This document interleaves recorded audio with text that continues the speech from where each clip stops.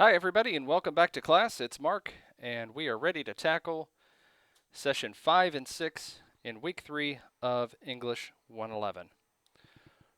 Happy Father's Day to any dads that might be in the class, or if you're not a dad, hope you had a chance to celebrate with your dad this past Sunday. The assignments for this week, since this video is being released on June the 20th, will be due on June 26th.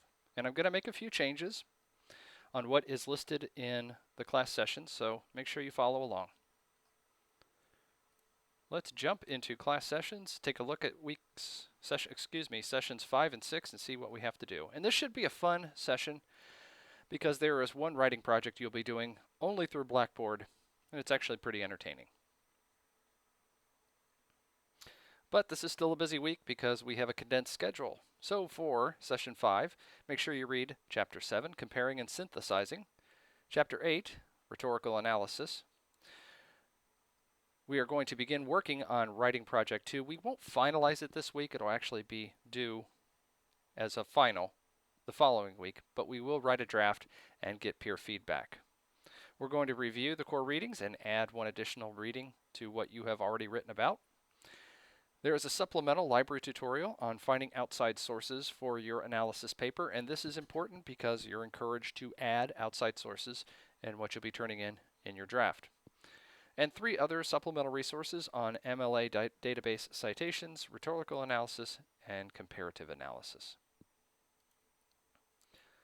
For assignments for session 5, everyday rhetorical analysis, and this is the entertaining discussion board I mentioned just a moment ago, and I'll show you that in just a second. And you're turning in your first draft of writing project 2. So let's take a look at the learning activities. We may have just covered all of this, but we'll jump into the folder anyway. There's your textbook, of course, along with the list of chapters you have to read. And here is the writing project on analysis. And this will be comparing 2 articles on the same subject that are contained in the core readings.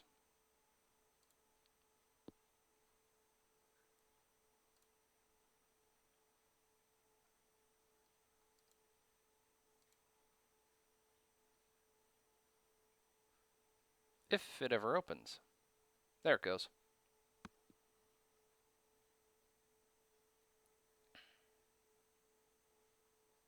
Slowly.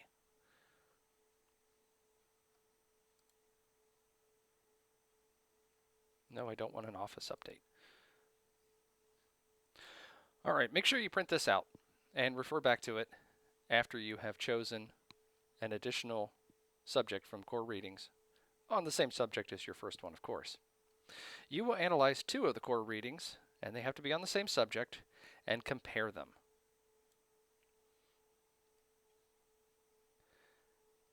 You can skip step 2, where it says your audience consists of me and the other members of the class, and asks you to write a situational analysis. This is my one change.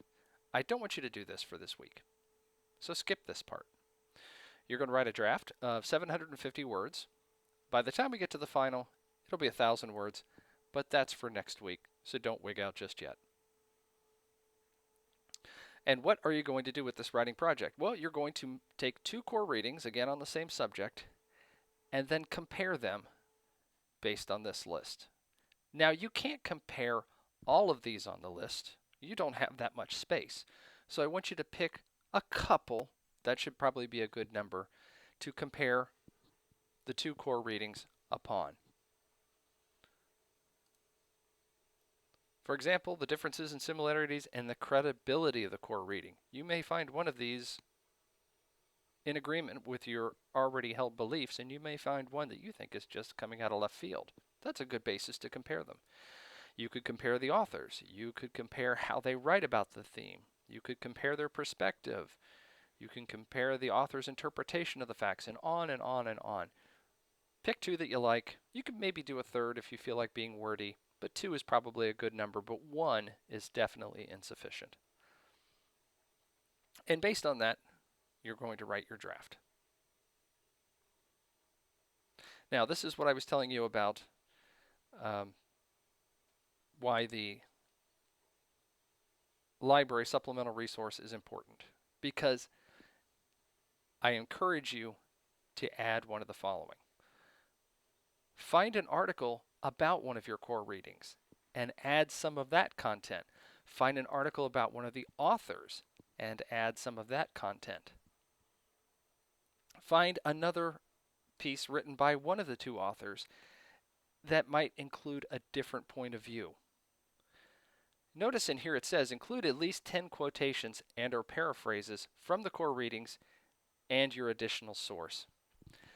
You shouldn't do all 10 quotations and you shouldn't do all 10 paraphrases. I'd like to see a mix of the two. So certainly a nice balance of quotations and paraphrases. And don't forget that when you include a paraphrase, even though you're not including words in quotes, you must still cite it so I know where you got it from. And then turn it in. And by now everyone's familiar with how this works. You turn it into two places. And this is where we're going to stop in class session 5 because we will come back to this in class session 6, which is also included in this video. I'm just going to close this so I don't have to download it again.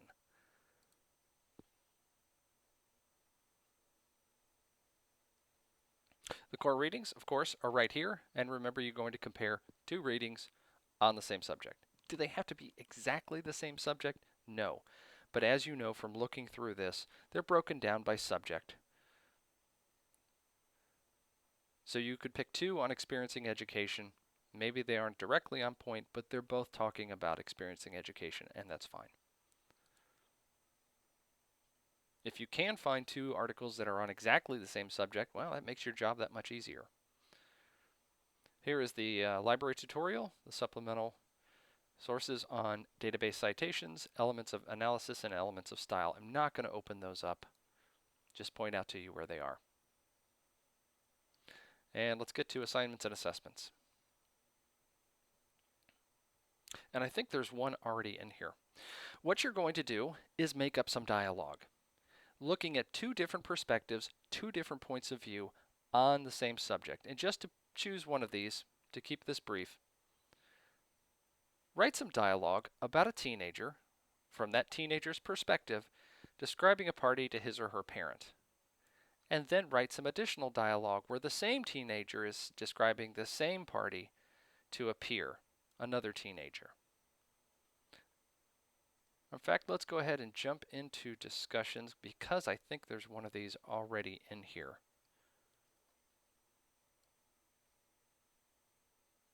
Did I go too far? No, I didn't. Yep, there is one. And as I record this, I don't remember who that was. Oh, it's Ella. Brief Monologues by Ella Fleming. And she chose option 1, the one I just talked about. And as you can see, option 1, she is describing to the teenager's mother about going to the party. And then the second option, where she's describing the same thing to an imaginary friend. Not that the friend is imaginary, but a person she has invented in her imagination. Pretty good job, Ella. Good deal. I'm glad you had that example in there so I could refer to it. You can have fun with this. You can make it ridiculous. You can make it serious. Try and be as humorous as possible. That's great. A good sense of humor gets you through a short session like this. As we just talked about, steps 1 through 6 for the first draft. You're going to put it in here so I can see it. And I will give you feedback on this as I did for your first writing project. And I'll mention again, because even though I put this in the announcements, I think it's important. When you want to see the comments, I do them in Word with the review function. I will tell you I think you should delete something. I think you should substitute a word. I think you could have worded this better. Maybe there's a spelling mistake. If you want to see my comments, you must download the document, not just open it. If you open it, it'll look just like it did when you turned it into me. And then you're also going to place your draft here so everyone else in the class can review it and give you feedback. And I think that's it for session 5. So we're going to jump into session 6 because we will be doing both of these sessions in this week. and see what we do to have to finish this one off. Yet another textbook chapter on avoiding common problems in style, etc. There's a practice grammar activity, and even though it's listed as supplemental, you probably should do this one because look, there's a practice quiz. If you do this one first, then jump directly into this one, you'll do great. Links to Purdue OWL. Purdue is the Purdue Online Writing Lab. Anytime you have a question on MLA, how to cite something, how to paraphrase something, how to insert a citation for something that doesn't come from a book, a magazine, a periodical. You could even cite something you saw on Twitter, for God's sakes. It's all in there on how you can include that. I'm not going to open it up, just let you know. Google Purdue OWL, it's a fantastic resource. We have already talked about principles of peer response. I think you can skip over this one unless maybe you didn't see it one previous time. So let's get into the learning activities. There's your textbook, of course. Here's the practice activity, links to Purdue OWL, or you can just Google it, and then principles of peer response. All pretty straightforward. Let's go back and get into the assignments and the assessments.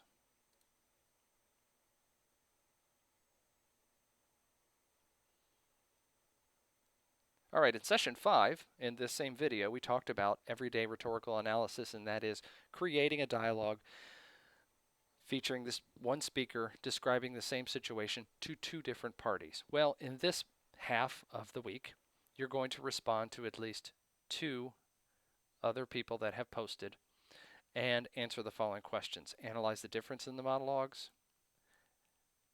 Analyze the 2 monologues on the basis of specific word choices or tone. Suggest additional wording that would make them even better, make them more serious, make them more humorous. Your choice. Analyze them for trustworthiness or anything else that strikes your fancy. You need to respond to at least 2 students and write about 100 words, 200 words total. Here's the grammar exercise. Again, take the practice one first, then jump directly into this.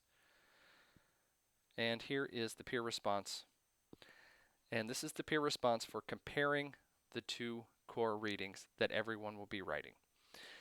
I hope you can get your draft posted early in the week. Gives everyone else additional time to review it, reflect upon it, and then give you feedback. Obviously, no one has done this assignment yet. I'm recording this a little bit ahead of time, but try to respond to people that haven't gotten responses already. That way everybody is equitable, everybody is fair, and everyone gets the same amount of feedback. And that looks to be it. Again, this session opens on June 20th. It closes on June 26th. It's not a lot of time, but most have been doing a very good job at keeping up so far. As always, text message is the best way to reach me. 812-498-4200. If you want to send me an email, you can.